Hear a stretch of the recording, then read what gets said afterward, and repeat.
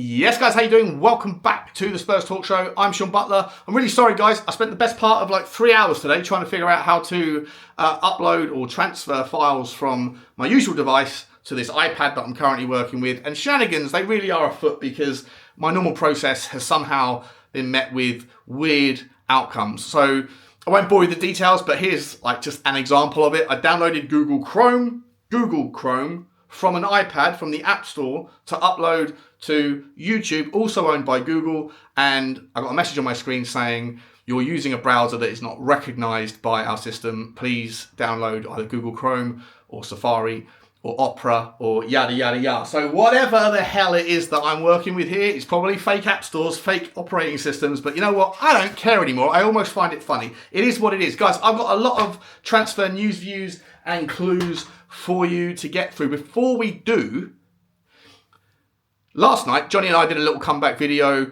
a stream. 2 hours it took us to never land a point. This is what Johnny and I do. It's usually 80% my fault, 20% his. We don't really let each other get to the end of our sentence before we go off on tangents, interrupt. There are apparently loads of analogies. I don't really remember too many of them, but Johnny reminded me this morning that apparently I went on like a US politics slant with my stories last night to try to get a point across regarding where Ange is, in my opinion, and where the situation is. And I was using things like, apparently, for different stages of the show, I talked about Nazism and populism and the need to kind of, for populism to emerge, you have to differentiate your message, your narrative from the mainstream, the establishment, because change is what they deal with, but it never really emerges. And so you need to say something different to make it look like you're actually representing something different. And for me, that was my attempt at representing the pendulum shift that we've gone through with Ange.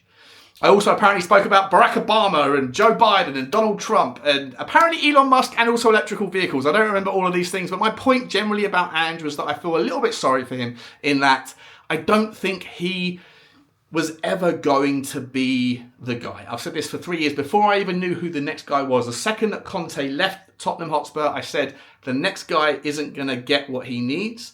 Not necessarily from the club, but just what with the other things going on, the transition, the pivot towards youth-centric transfer policies, the fact that we're out of Europe, or at least not participating at the top level like we have done, kind of shrinks the budget whilst the debt's still fairly high, and it just puts the kind of brakes on what have always been healthy budgets since we've moved to the new stadium. But when you're also dealing with the transference, the transition from the deadwood into the new and incorporating youth-centric that are not going to be ready, right? The ingredients, the pizza in the oven, the dough isn't going to rise quickly enough for the next guy to have all of that juice, all of that yield.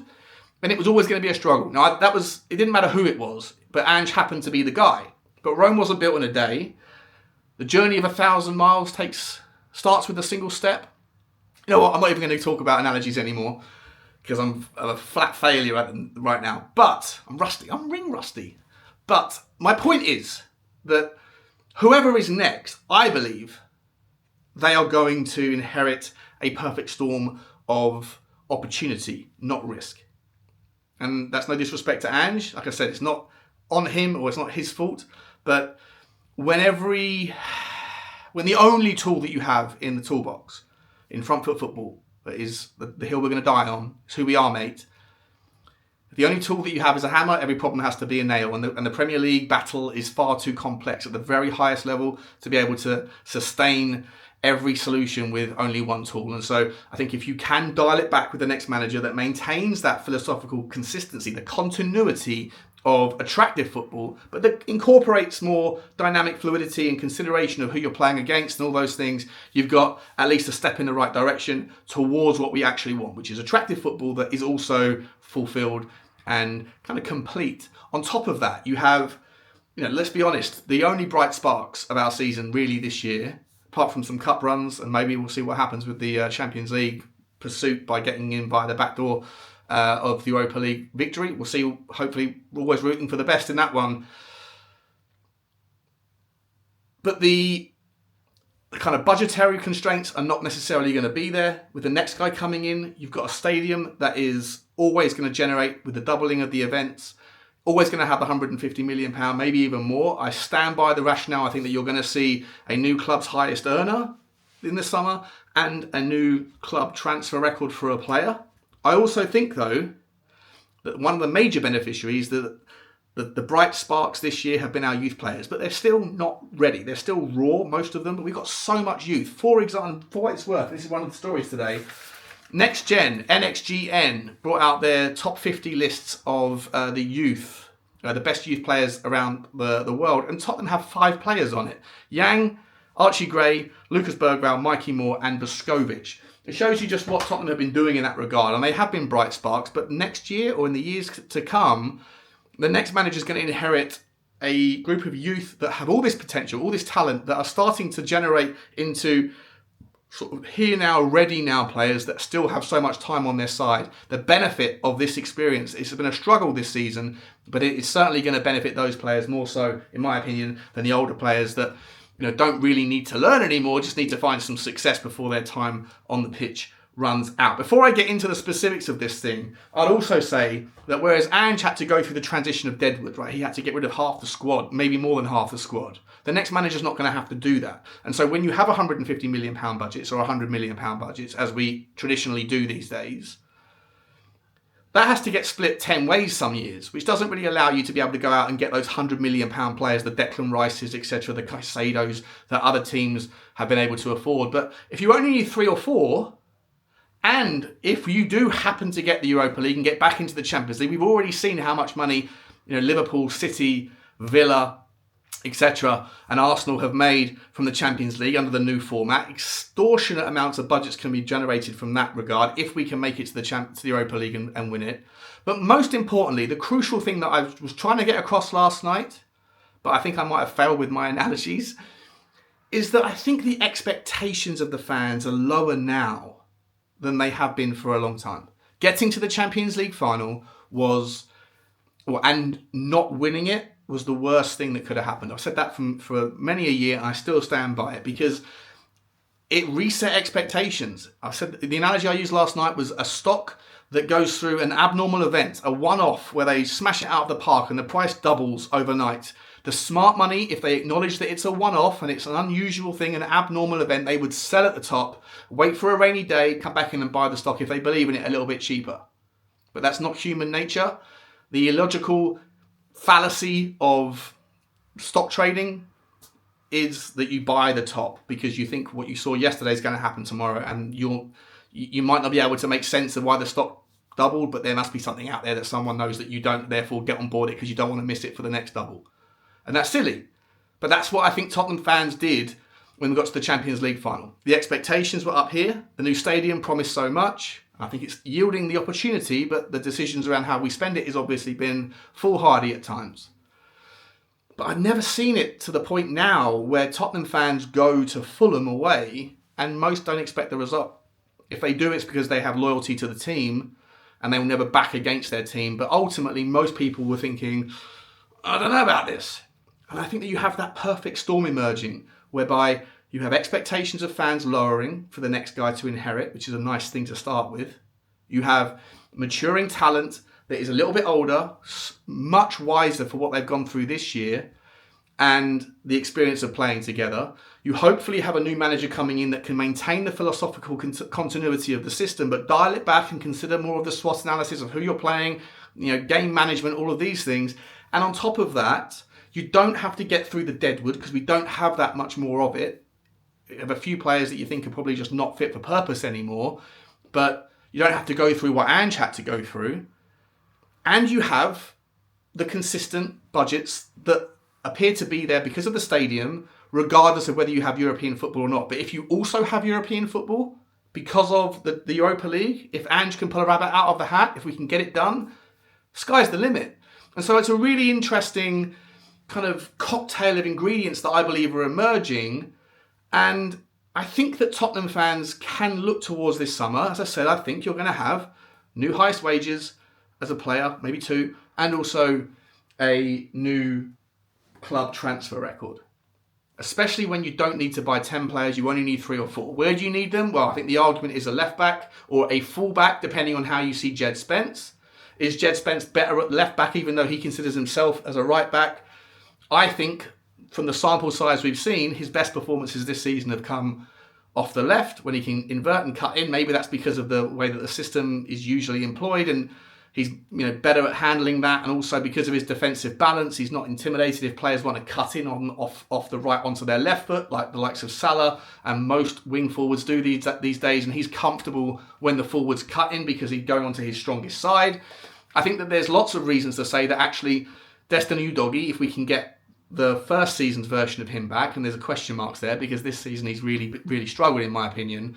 But do you need a left back or do you need a right back, depending on how you see Jed Spence? But you need someone to come in and support either Pedro Porro or Destiny Udogie, whichever side you make or whatever choice you make with Jed Spence. And the first name on the transfer list today, guys, is Rayan Ait-Nouri. Is he Algerian or Moroccan? I think he's Algerian, isn't he? He's Algerian, yes he is.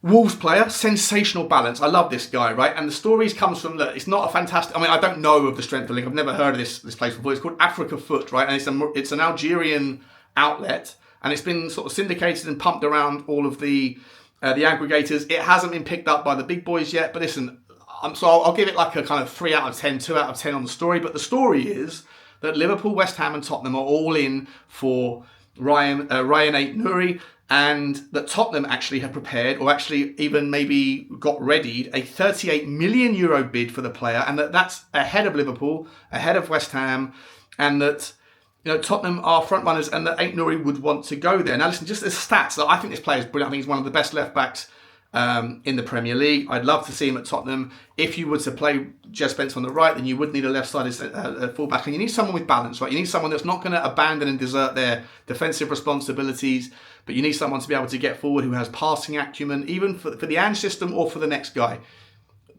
Our model of football, front foot, possession-based football, which is what we all want to see, whether it's Ange's version or otherwise. You need players that have passing stats, completions, assists, goals, all that sort of stuff from your fullbacks, contributions with the ball that are above normal. And this guy has it all. I'm going to shout out some stats for you right now.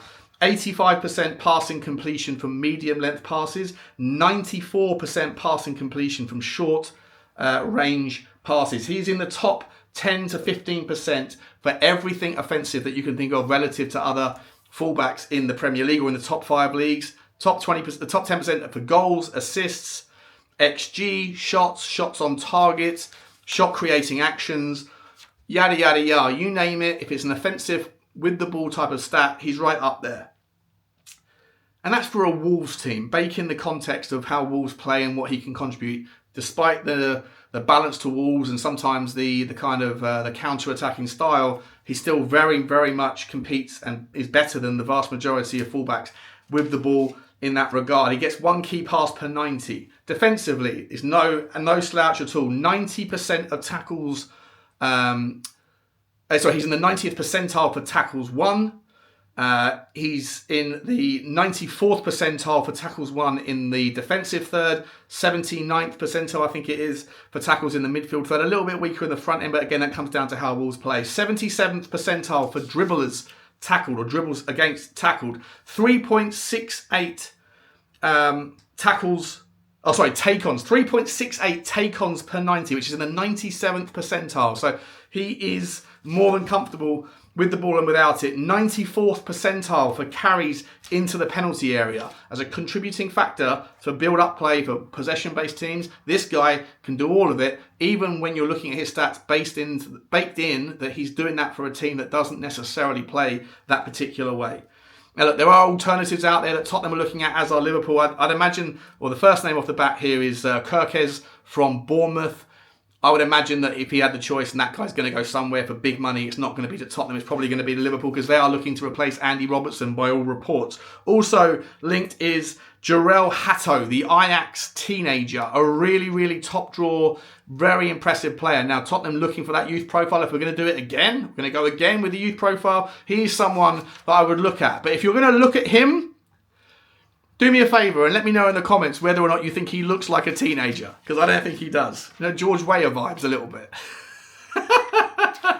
Ajax player, really, really impressive. I love the way that he plays, love the way he carries the ball, and he's got a fierce player. Tottenham looking at him as well. So it looks like, according to the reports, that are kind of extrapolating the story from the Moroccan outlet, that it's not just Tottenham and Liverpool that are looking at Ait-Nouri, but they do have backups, and they both seem to be going after the same sorts of players. Balance and great on the ball, great off the ball stuff. More stories for you. Got coming thick and fast here, guys. There's the Bayern Munich link, right? Tottenham, Daniel Levy finally got a relationship with a club like Bayern Munich where he hasn't yet burnt down the bridge. I always criticise Daniel Levy for this, and I think it's very true. And I think it's a fair comment to say that if your negotiating stance is zero-sum game economics, where someone has to win, someone has to lose, and it's a battle, then that's fine. It's a nice employment technique of how to sell something if you're working in an industry whereby you're likely only going to have one transaction with a customer, maximum two. Car salesmen employ that sort of stuff, right? It's a battle, it's fierce, both parties go into it knowing what they're into. But in football, there's really only so many teams that you're going to be sitting at the same table as negotiating. And as over time, if you have the sort of tenure that Daniel Levy's had, then you're going to need to go back to those same parties several times in your tenure. And to me, having that style that can be quite abrasive and abrupt, and it's not an enjoyable experience, is not necessarily the right thing. And we know that Daniel Levy's burnt many bridges with many club chairmen who don't enjoy negotiating with him in his fierce, relentless pursuit of the bottom line. But with Bayern Munich, that isn't a story that's unfolded yet. We know that they still owe us money for Harry Kane. We're going to come to Matthias Tel in just a second. But there's other stories today with regards to Josh Kimmich and, in fact, Kingsley, Coman as well. Both more experienced players. And this is the key crucial thing. If we're going to spend our budget this summer, Rayan Ait-Nouri's experience, Premier League proven. Josh Kimmich, will come to him in a second, but just oozes class. A player that I spoke about last summer about the top 10 DCMs that Tottenham need. That monster 666. That's 555. But you add one to each of those, you know where I'm going with it. I think it's the biggest hole in our strategy transfer-wise. I don't understand why we have so many eights. It's like going down certain high streets on a Friday night. It doesn't really work. Billericay is a beautiful place to find 8 out of 10s on a Friday night. Maybe they don't want to come down Surrey where I live. You might see a few more 6s. And that's where I think Tottenham need to focus. They need to get leadership. They need to get bite, guile, tenacity, and experience. And all of those things are represented in Josh Kimmich. But before I get to that, let's get to Fabrizio Romano, who talked about Matthias Tel. He was asked, is Matthias Tel staying at Tottenham in the summer? And the answer was, well, here's the quote for you at least. They're happy with the boy. They're happy with his attitude, the potential they're very happy with. That's why they being Tottenham, were fighting for weeks to sign him in January. At the moment, their indication, as Ange has alluded to, remains that they trust him also for the future. Then, let's see what happens. So I'm not sure if there's anything really concrete there, but Romano has commented and basically says that the plan is that he's coming to Tottenham. Now, it does make that interesting conversation around value for money. I've seen a lot of Tottenham fans saying Matthias Tel hasn't really done that much, and certainly not enough to qualify a £60 million or €60 million price tag. Remember the Sky Sports Bayern guy, Plattenberg, said when he came to Tottenham, he has to play 9. To me, he hasn't played 9. It looked like a madness assumption that he was a 9 in our system, and I have a problem with it. But off the left against Fulham and in the Europa League, much better recently. Little glimpses of what might be there, but it's a big asking price to justify that price tag. Maybe we can afford it, but we'll come to that. We'll cross that bridge when we get to it. Matthias Tel, according to Romano, the plan is the plan, and we'll see if that changes. Bryan Gil, quick little side note. I think this story has already been put out by most people. It's a few days old, but I just wanted to get it to your attention. Bryan Gil, £13 million was the deal we were supposed to have with Girona in the summer to finally kind of free him from the kind of prison that he's found himself in terms of progressing his career. 24 years old now, Bryan Gil. Feels like only yesterday he was a child. But anyway, he's got knee problems, big knee problems, and apparently he needs surgery, which will keep him out for the rest of the season. And in so doing, jeopardise our £13 million payday. We know what Girona are like. We know what Spanish teams are like. They like to kind of turn the screw and find any reason to argue down a previously set negotiated price. And an injury is a realistic and fair method for doing so. So we'll see what happens there. We'll see what happens. Next story for you guys. Let's get into the other Bayern Munich story. So Josh Kimmich and Kingsley Coman. Look, both players that are incredible. Both players seemingly no longer necessary, needed or desired at Bayern Munich. Each of those players, towards the more sort of extended end of their period. I think Kingsley Coman was 28 years old. 328 games Kingsley Coman has played. I believe these stats are a bit fuzzy on my screen here, on my book. 328 games, 69 goals, 62 assists. Plays off the left predominantly. Look, brilliantly balanced, wonderful, wonderful player. For me personally, a lot of the commentary here is that Kingsley Coman, 250 grand a week plus at Bayern Munich. He's not going to come to Tottenham. Tottenham don't pay those wages.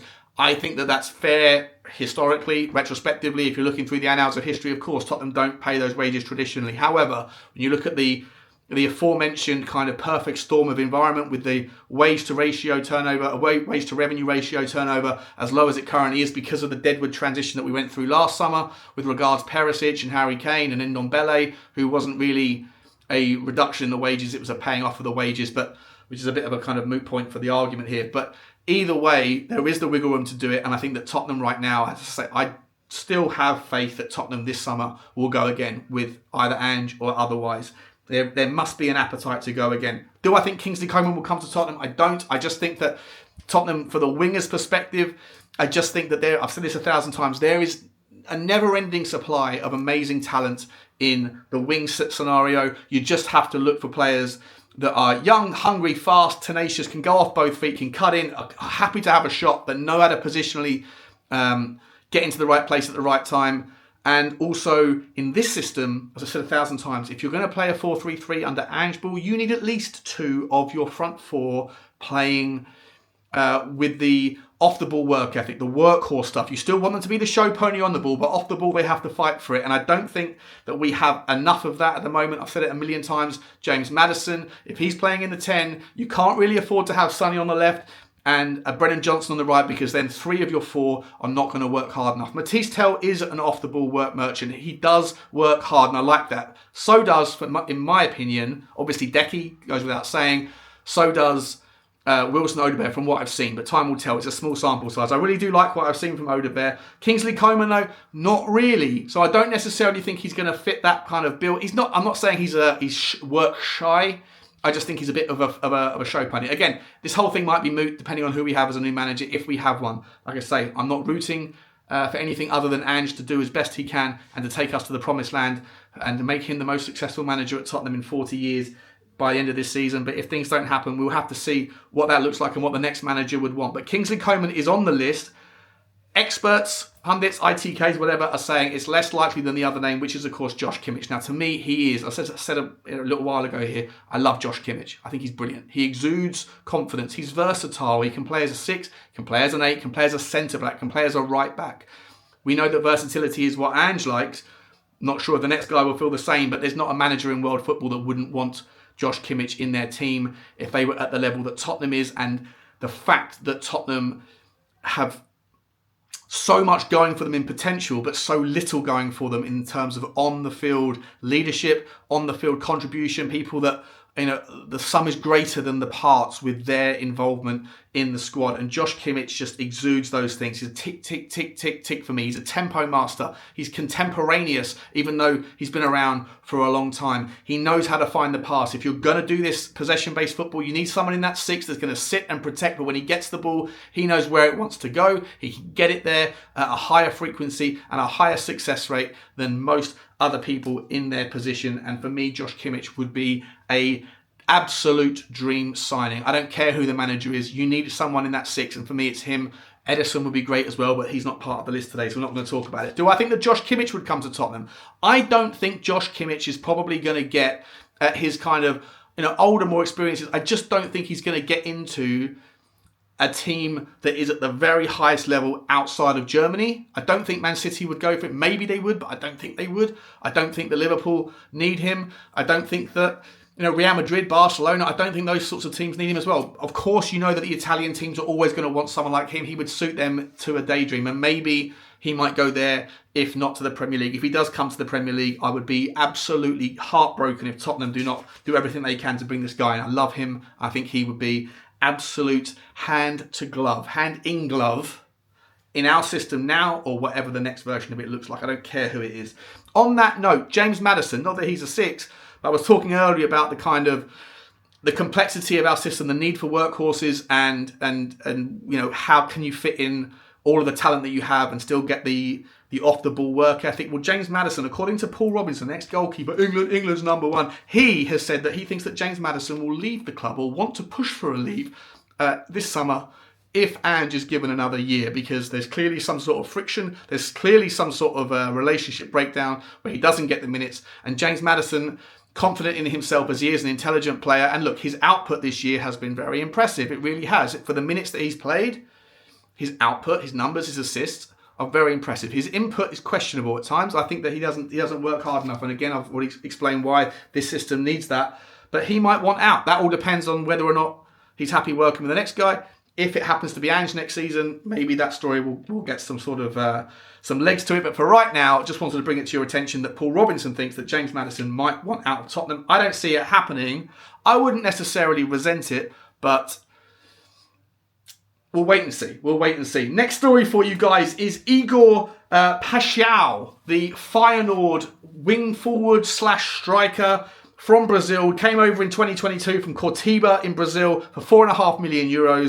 He's now valued at something like 30 million euros. Feyenoord are probably going to sell like they usually do when big clubs come and knocking. Look, I watch Feyenoord when I can. I love Feyenoord. I'm a big fan of a lot of their players. Listen, this guy, to me, his stats are okay. He's a really interesting player to watch, though. He's kind of short, stocky, fast, pacey, powerful, very good dribbler, loves a shot from deep, loves a pocket sort of shot from outside the box, and he can find the bins all day long. Really, really impressive. Go and check him out on Wisecout if you have access to it, or on YouTube, and let me know your thoughts in the comments about Igor Paixao. 120 games in his career thus far, 32 goals and 25 assists. What's that? 57 in 120, just under 1 in every 2.